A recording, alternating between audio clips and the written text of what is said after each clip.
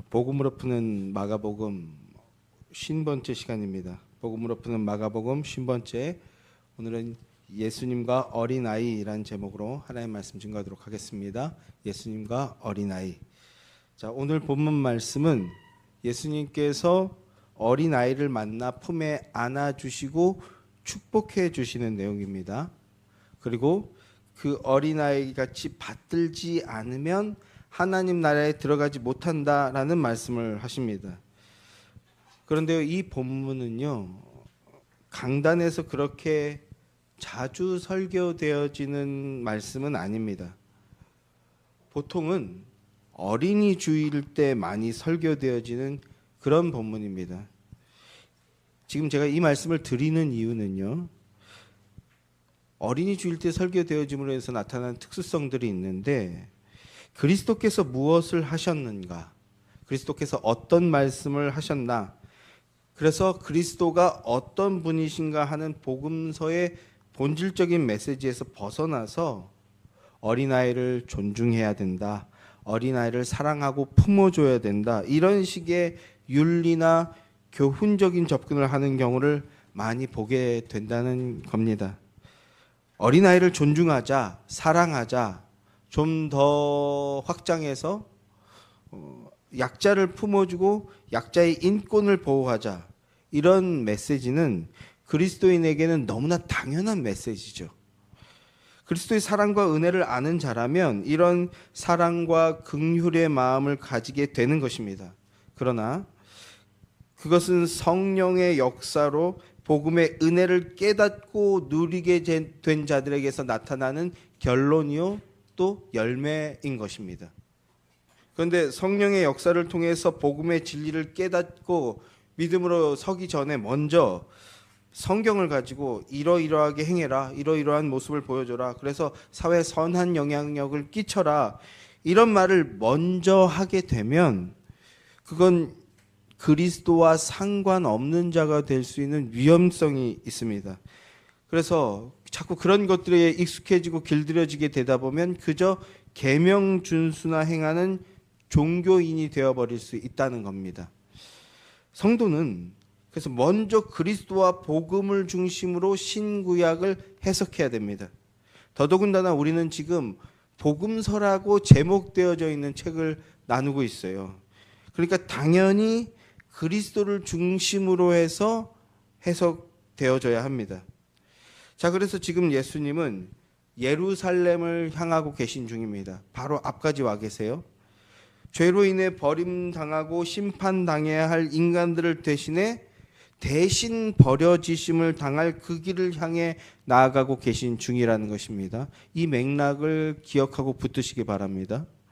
하나님의 아들이 인간의 연약한 몸을 입고 오셔서 버려지심을 당한다는 것은 인간의 죄를 체휼하는 모습, 우리와 함께 아파하고 우리와 함께 고통받고 마침내 우리 대신 저주를 받는 그 일을 위해 오셨고 지금 바로 직전까지 오셨다는 겁니다. 그렇게 함으로써 우리의 모든 죄와 허물을 다 청산하여서 우리를 깨끗게 하고 우리를 자유케 하기 위해서 오신 분이시다라는 겁니다. 이 맥락으로 성경을, 복음서를 해석하고 바라보고 붙들어야 된다는 겁니다. 마가복음 9장에서부터 그래서 보면 어린아이에 대한 말씀이 반복되어 나타나고 있는데요, 이 어린아이는 약한 자, 힘없는 자에 대한 상징입니다. 하나님의 아들이신 예수님이 그렇게 오셨다라는 것을 보여주시는 겁니다. 전능자가 어린아이와 같이 연약한 존재로 와서 이 땅 위에 하나님의 사랑을 확증하고 하나님의 나라를 이루어 가신다는 것을 우리에게 보여주고 있는 거라고요. 그러니까 어린아이를 존중해라, 또는 사회적 약자를 도와줘라 하는 그런 도덕적 교훈을 말씀하고 있는 말씀이 아니라는 겁니다. 이 본문은 하나님의 아들이신 분이 어린아이처럼 연약한 모습으로 오셔서 우리의 모든 죄를 대신 걸머지시고 하나님의 뜻을 다 이루어내심으로 우리 안에 하나님 나라를 세우신다는 그 복음의 맥락에서 오늘도 우리는 이 본문을 함께 상고해 나가도록 하겠습니다. 자, 본문 13절 14절 말씀 다시 한번 함께 읽죠. 13절 14절 말씀입니다. 함께 시작. 사람들이 예수께서 만져주심을 바라고 어린아이들을 데리고 오매 제자들이 꾸짖거늘 예수께서 보시고 노하여 이르시되 어린아이들이 내게 오는 것을 용납하고 금하지 말라. 하나님의 나라가 이런 자의 것이니라. 자, 사람들이 어린아이들을 데리고 예수님께로 나온다고 합니다. 데리고 나온 이유가 뭡니까? 예수님이 아이들을 만져주시기를 바래서래요.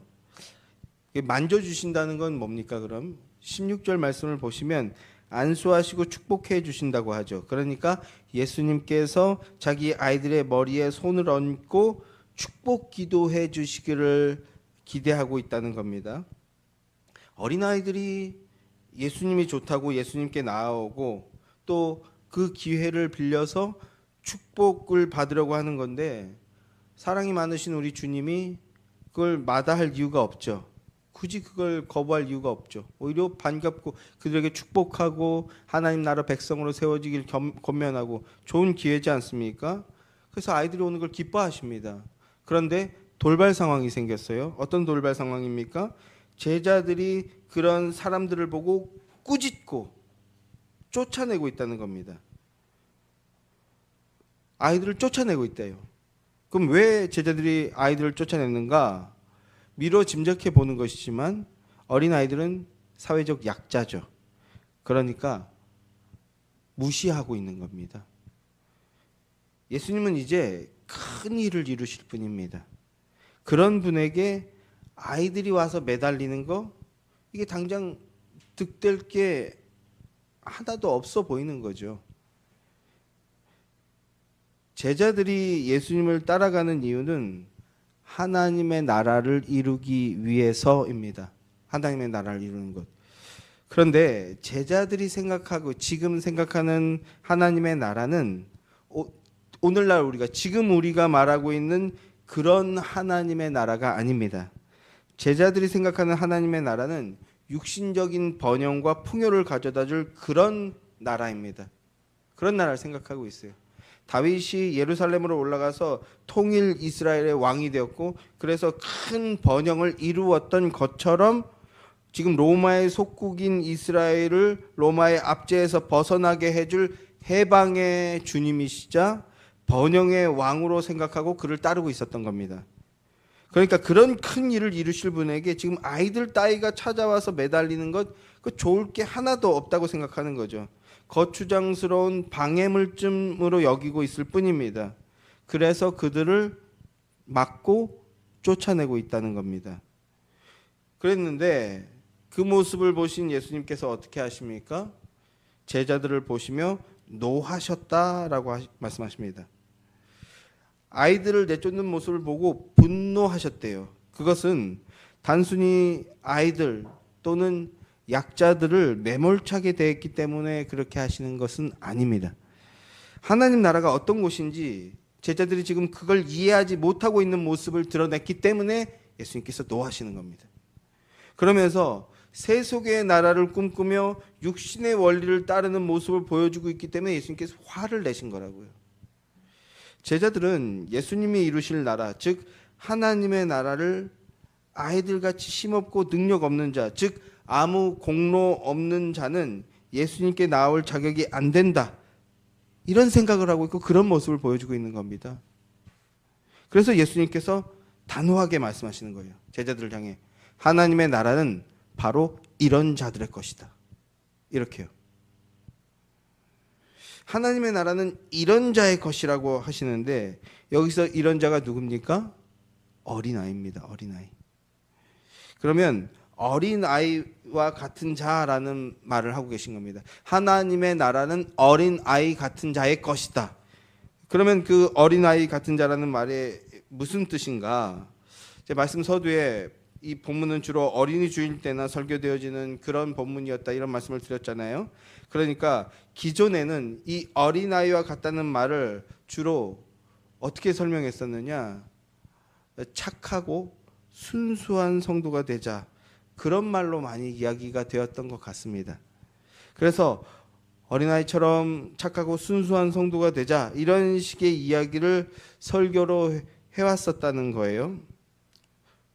굳이 정리를 해보면 뭐 이것저것 따지지 말고, 이것저것 따지는 그런 사람 되지 말고 순수하게 신앙생활하는 사람 되라,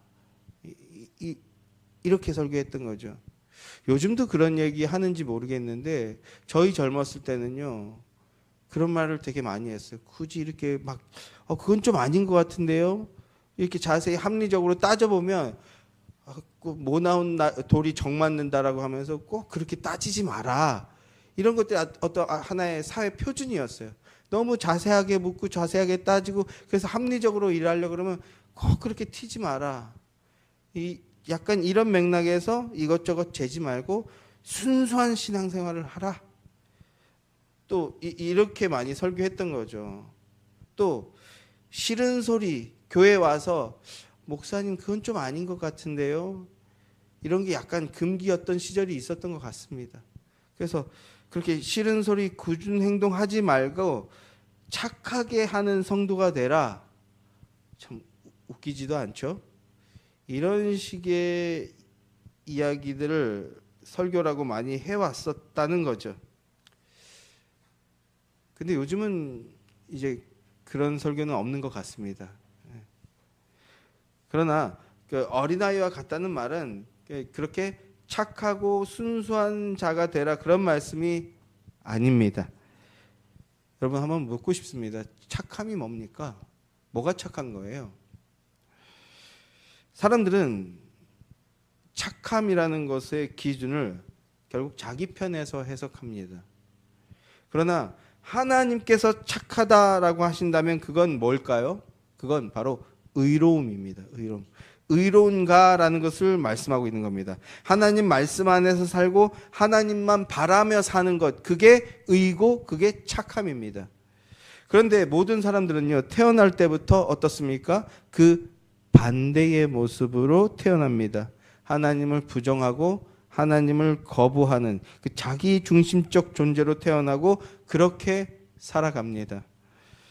하나님 법을 기쁘게 여기며 나는 하나님 뜻에 순종할 거야 라고 하면서 태어나는 사람은 없어요. 그래서 하나님께서 세상의 그 악함을 보시는 겁니다. 하나님 그걸 악함이라고 보세요. 그래서 이렇게 말씀하십니다. 창세기 6장 5절 말씀을 보면, 자, 프린트를 보시기 바랍니다. 여호와께서 사람의 죄악이 세상에 가득함과 그의 마음으로 생각하는 모든 계획이 항상 악할 뿐임을 보시고라고 합니다. 아담의 타락 이후에 모든 인간들의 마음이 항상 악할 뿐이다라고 하십니다. 그래서 홍수로서 심판을 내리시는 겁니다. 물로 그 악함을 깨끗이 씻어내시겠다라는 거예요. 그런데 그 대홍수 속에서 노아와 그의 가족은 방주에 넣으시고 보존하시고 마른 땅으로 이끄시죠. 그러면 노아는 왜 살려주셨을까요? 그가 착해서입니까? 성경은 그를 의인이라고 말합니다. 의인. 하나님 안에 속한 자라는 말입니다.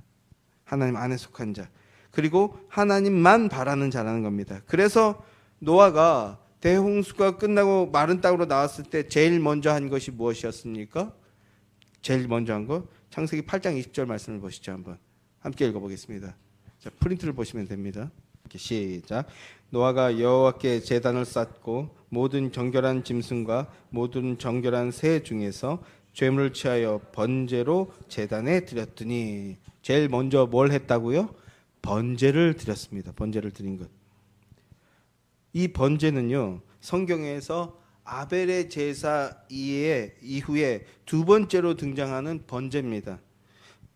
오늘날로 치면 예배를 드린 겁니다. 예배를 드린 것.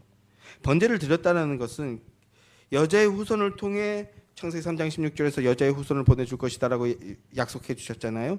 그 여자의 후손을 통해 모든 죄인이 생명을 구원하겠다는 하나님의 그 복음이자 언약의 말씀을 믿고 있다라는 믿음 고백을 한 겁니다. 믿음 고백. 하나님은 노아의 그 믿음을 보았고 그 믿음 고백을 받으신 겁니다. 그래서 노아가 번제 드렸을 때 다시는 홍수라는 방식을 통해서 너희를 심판하지 않겠다. 이렇게 약속을 주시죠. 그러나 그렇게 약속을 주시지만 창세기 8장 21절 말씀을 보시면 이렇게 말씀하십니다. 8장 21절도 함께 읽어볼까요? 시작. 여호와께서 그 향기를 받으시고 그 중심에 이르시되 내가 다시는 사람으로 말미암아 땅을 저주하지 아니하리니 이는 사람의 마음이 계획하는 바가 어려서부터 악함이라. 사람의 마음이 계획하는 바가 어려서부터 악함이라. 자, 먼저 말씀을 다시 보십시오. 여호와께서 그 향기를 받으셨다라는 것은요, 노아의 번제를 받으셨다는 겁니다. 번제를 드릴 때 나온 그 연기를 향기로 받으셨다라는 거예요. 그래서 말씀을 주시는데 무슨 말씀을 주셨습니까? 사람의 마음에 계획하는 바가 어려서부터 악하다. 어려서부터 악하다. 여러분, 아기들은 착합니까? 아니죠. 아이 낳고 키워보신 분들은 정확히 아시죠. 아기들도 악합니다. 그저 자기만을 위해서 살아가는 존재예요. 그러면 노아 당시의 사람들이 어떻게 악함을 드러냈습니까? 창세기 6장을 보면 하나님의 아들들, 즉 언약의 백성들이 사람의 딸들, 즉 이방 여인들을 아내로 취했다고 합니다. 눈에 보이는 그 아름다움에 취해서 그들을 아내로 받아들였다고요. 자기 마음에 좋은 대로 아내를 선택해서 장가 갔다는 겁니다. 이것이 악함입니다. 그 악함을 드러냈다고요. 그러니까 하나님의 말씀을 거스르고 자기의 뜻과 생각을 따르는 것, 이게 바로 악함입니다. 악이에요. 이 인간의 악함은 노아 때만이 아니라 인간의 모든 역사 속에서 반복되어지고 있는 모습입니다. 그리고 그 악함에는 어린 아이도 예외가 아니라는 겁니다. 그런데 본문에서 예수님은 하나님의 나라가 뭐라고 말씀하셨어요? 이런 자들, 어린아이와 같은 자들의 것이다. 이렇게 말씀하고 있어요. 그러면 그 말씀의 뜻이 무엇입니까? 어린아이와 같은 자가 하나님 나라라는 건? 여기서 말씀하는 어린아이의 특징은 아까 말씀드렸던 착함이나 순수함이나 이런 것이 아니고 여기서 지금 말씀되고 있는 아이의 특징은 부모 절대 의존적 존재라는 겁니다. 부모 의존적 존재. 부모를 절대적으로 신뢰하며 의존하는 존재. 그 모습이 하나님 나라에 합당한 모습이다라는 겁니다. 어린아이는 부모가 없으면 살아갈 수 없습니다. 부모를 절대적으로 사랑하며 신뢰하며 그래서 절대적으로 의지합니다. 전적으로 의지해요. 이것을 신앙으로 연결하면 우리는 하나님 없이는 살아갈 수 없습니다. 하나님은 나의 호흡이시요 나의 생명이십니다 라고 믿고 고백하는 겁니다. 믿음으로 살아갈 때 주님은 나의 힘이시요 나의 반석이시요 나의 구원이십니다 라고 고백하게 되는 겁니다. 이게 바로 어린아이 같은 믿음이고 하나님 나라 백성이 되는 것이라는 겁니다. 그러니까 하나님을 위해서 하나님 나라를 이루기 위해서 내가 한번 보여주겠다. 내 경험과 판단을 잘 살려서 내가 한번 잘 만들어 보겠다. 이런 것이 아니고요. 이런 것이 아니고 주님 없이는 안 됩니다. 나는 주님 없이는 살아갈 수 없습니다. 이렇게 고백하며 매달리는 믿음. 세상은 뭐 그런 게 있냐. 이렇게 비웃고 조롱하지만 그 믿음이 하나님이 원하시고 하나님이 기뻐하시는 믿음이라는 겁니다. 그래서 모세는 마지막으로 이스라엘 백성들에게 마치 유언과 같은 설교를 할 때 그래서 이렇게 설교합니다. 신명기 30장 20절 말씀입니다. 함께 읽어볼까요? 신명기 30장 20절 말씀 함께 시작. 내 하나님 여호와를 사랑하고 그 말씀을 청종하며 또 그를 의지하라. 그는 내 생명이시요 내 장수이시니 여호와께서 내 조상 아브라함과 이삭과 야곱에게 주리라 맹세하신 땅에 내가 거주하리라. 이스라엘 백성들에게 이제 약속의 땅에 너희가 들어갈 텐데 거기에 들어갔을 때 무엇을 기억하고 명심하라고 말씀하고 있는 겁니까? 여호와를 사랑하고 그 말씀을 청종하며 그리고 의지하라. 이렇게 말씀합니다. 마지막으로 신신당부하는 내용이 이거라고요. 그들이 그렇게 여호와를 의지할 수밖에 없는 이유는 여호와가 그들의 생명이시기 때문입니다. 여호와가 하나님의 우리의 생명이시기 때문입니다. 그리고 이제 이스라엘 백성들이 가나안 땅에 입성할 때 여호와를 의지하며 그의 말씀을 준행할 때 그때 이제 많은 전쟁들을 치르게 되는데 그러면 그들은 모든 전쟁을 승리하게 됩니다. 여리고성을 함락할 때 어떻게 했습니까? 손 하나 까딱하지 않고 그 거대한 성을 무너뜨렸습니다. 어떻게 무너뜨렸습니까? 하나님을 전적으로 의지하며 하나님 말씀을 전적으로 순종했기 때문에 승리했던 겁니다. 그런데 그 다음 아이성 전투였거든요. 아이성 전투에서는 어떤 일이 벌어집니까? 여리고성은 어마어마하게 큰 성이었어요. 그런데 아이성은 그거에 비해서 정말 작고 초라해 보이는 그런 성이었습니다. 그래서 자기들이 보기에도 그냥 작고 별 볼 일 없어 보였던 겁니다. 그러니 이들이 생각하기에 이 정도는 우리가 해도 충분하겠다. 이렇게 생각하고 자기 힘으로 쳐들어갔어요. 그랬더니 그 결과가 어떻게 되었습니까? 폭삭 망했습니다. 폭삭 망했어요. 해볼만 해 보였지만 그러나 하나님을 의지 않고 나아갈 때 패배하게 된다라는 것을 경험하게 된 겁니다. 그래서 모세가 여호와가 내 생명이고 장수이시라는 것을 기억하라고 신신당부하고 있는 겁니다. 이렇게 모세가 설계한 대로 믿고 따르는 것, 그게 뭡니까? 그게 바로 어린아이 같은 믿음입니다. 하나님만 의지하며 사는 것, 그것이 어린아이 같은 믿음이라고요. 자, 본문 15절 16절 말씀 읽어보죠. 이 말씀을 읽고 계속해서 말씀을 이어나가 보겠습니다. 본문 15절 16절 말씀 함께 읽죠. 시작. 내가 진실로 너희에게 이르노니 누구든지 하나님의 나라를 어린아이와 같이 받들지 않는 자는 결단코 그곳에 들어가지 못하리라 하시고 그 어린아이들을 안고 그들 위에 안수하시고 축복하시니라. 모세의 설교처럼 전적으로 하나님만 믿고 의지하며 따르는 것, 그것이 어린아이와 같은 믿음입니다. 그런데 지금 예수님은 제자들에게 이 말씀을 하고 계십니다. 어린아이처럼 하나님 나라를 받들지 않는 자는 하나님 나라 백성이 될 수 없다, 이렇게요. 자, 제자들은 이미 성숙한 어른들입니다. 그러니까 이 말씀을 듣고 제자들은 우리가 이미 어른인데 어떻게 어린아이가 됩니까? 이렇게 생각을 했을 것 같습니다. 마치 요한복음 3장에서 예수님이 니고데모에게 하나님 나라 백성이 되기 위해서는 거듭나야 한다, 다시 태어나야 된다라고 하셨을 때, 그러니까 니고데모가 어떻게 거듭날 수 있습니까? 어머니 뱃속으로 다시 들어가서 다시 태어나야 합니까? 이렇게 되물은 것처럼 제자들도 우리가 이미 어른인데 어떻게 어린이가 될 수 있습니까? 이렇게 생각을 할 수 있다는 거죠. 왜냐하면 영적인 세계의 비밀이기 때문에 이해가 되지 않는 거예요. 근데 그 대답은 이렇습니다. 니고데모에게 물과 성령으로 거듭나야 하나님 나라에 갈 수 있다라고 하신 것처럼 내가 만들어줘야 된다. 그래야 어린아이 같은 믿음 가질 수 있다.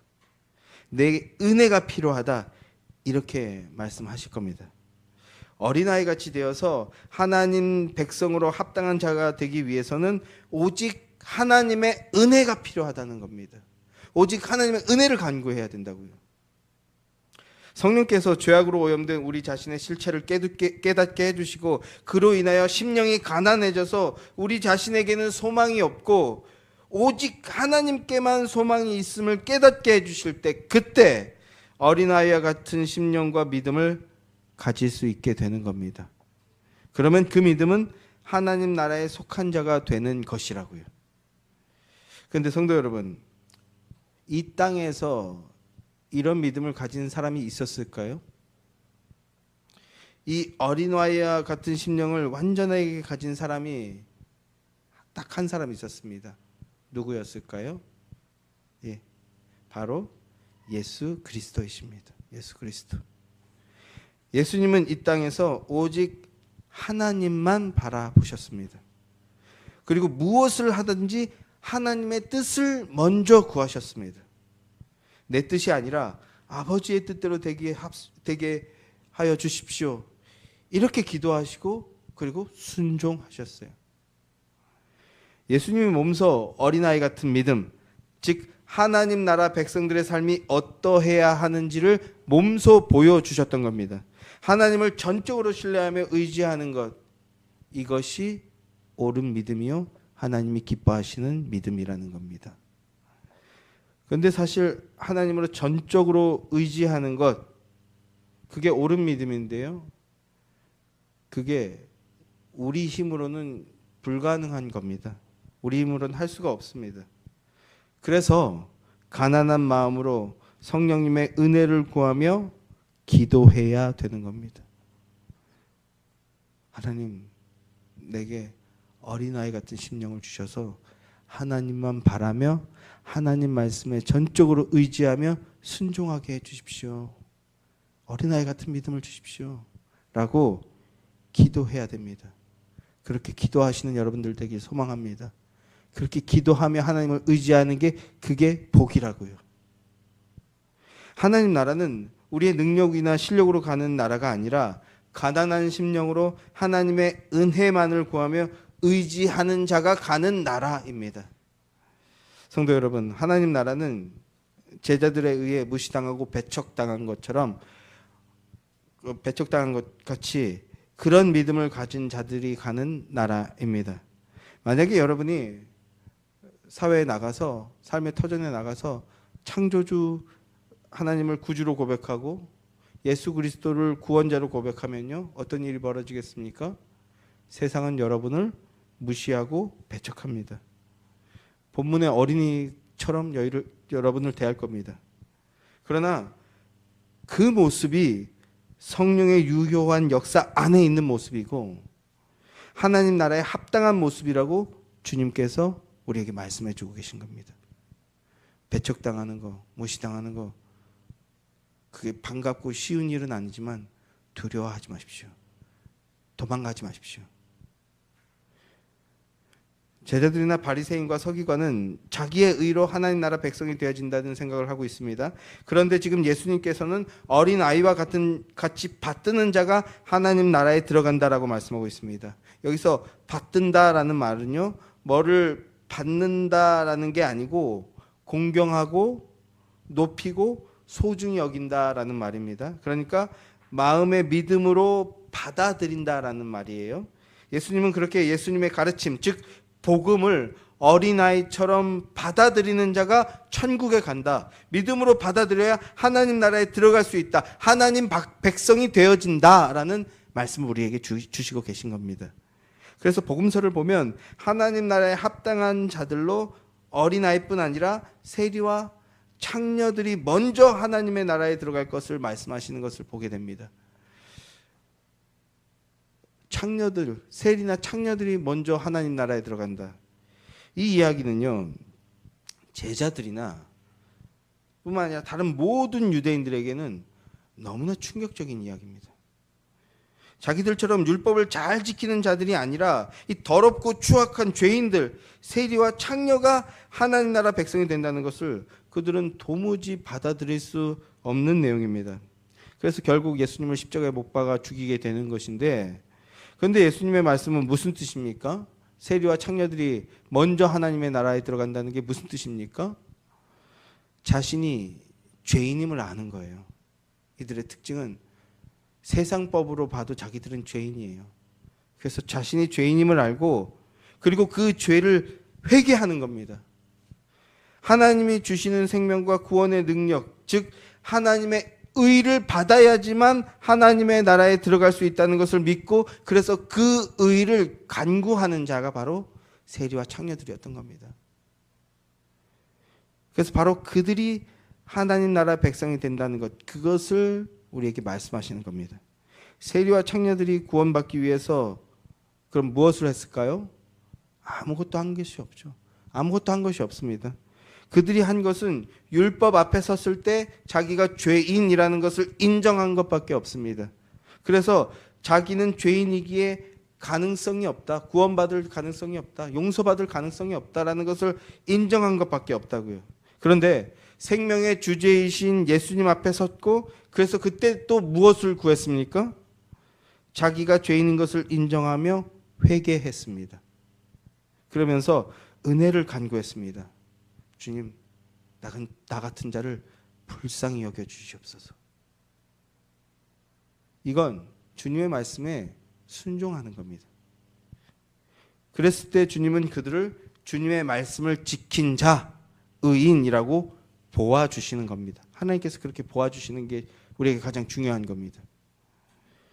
그들이 가진 의는 아무것도 내세울 것이 없었지만 그러나 회개하며 은혜를 구함으로 그리스도의 의, 예수의 의를 받게 된 것, 이것입니다. 그래서 하나님 나라 백성이 되어진 겁니다. 어린아이들도 마찬가지입니다. 어리고 연약해서 스스로 이뤄낼 수 있는 업적 같은 것이 아무것도 없는 존재입니다. 하나님 앞에 내세울 공로가 아무것도 없는 존재라고요.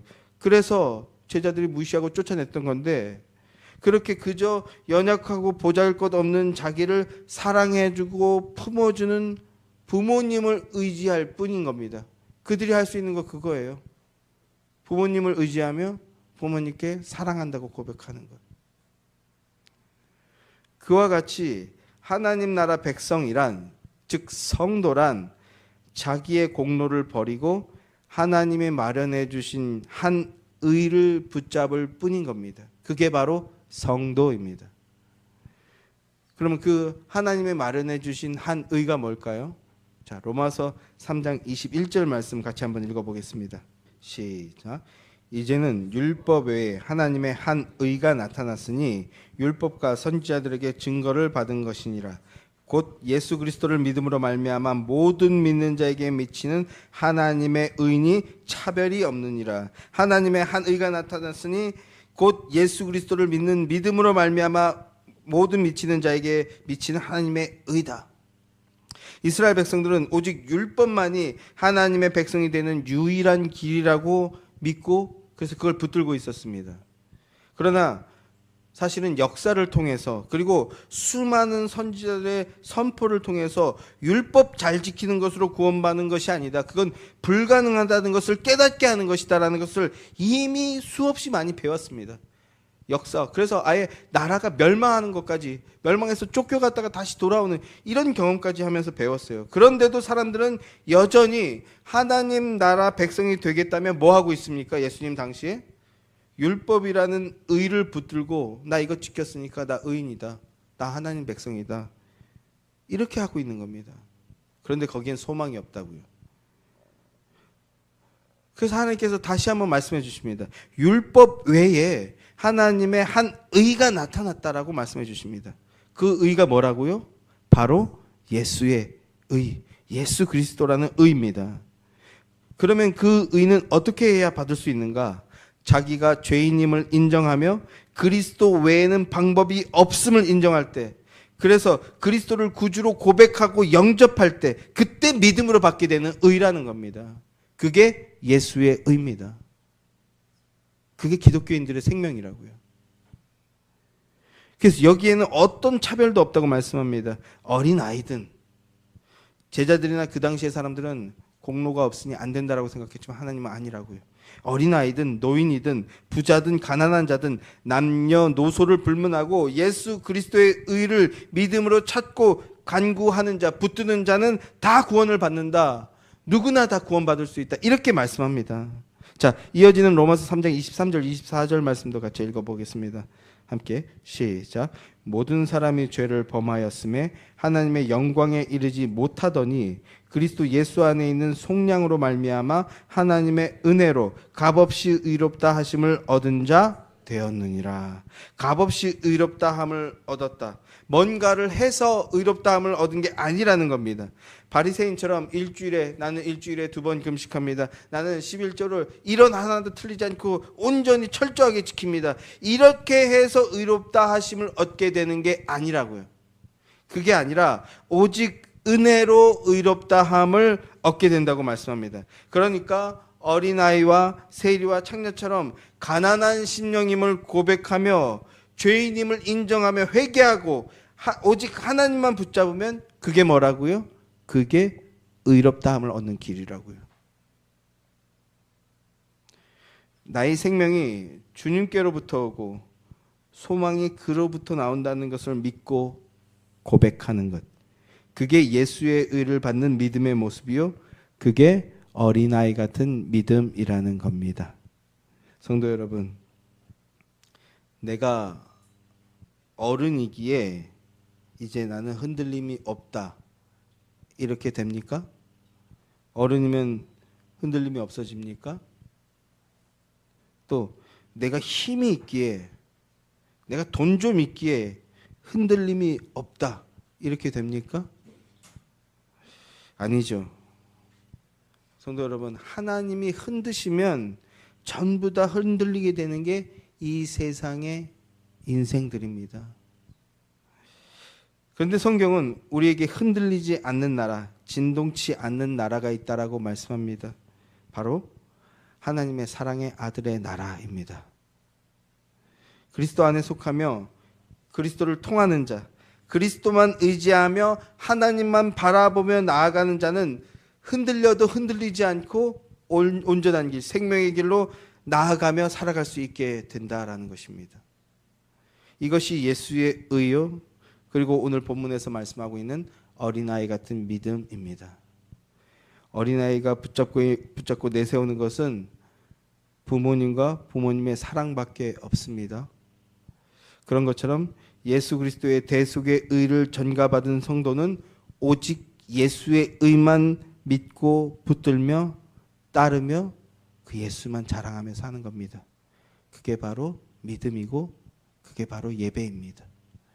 하나님의 아들이신 예수 그리스도께서 사람의 몸을 입고 이 땅에 오셔서 우리의 죄를 대신해 버려지심을 당하고 죽으셨으나 부활하셨다는 복음을 믿고 붙들며 그 예수 그리스도의 의를 오늘 우리에게 전가하여 주셨다는 복된 사실을 믿음으로 하나님 나라 안에 거하며 하나님의 축복 속에서 은혜와 영광을 누리는 복된 여러분들이 되시길 주님의 이름으로 축원합니다.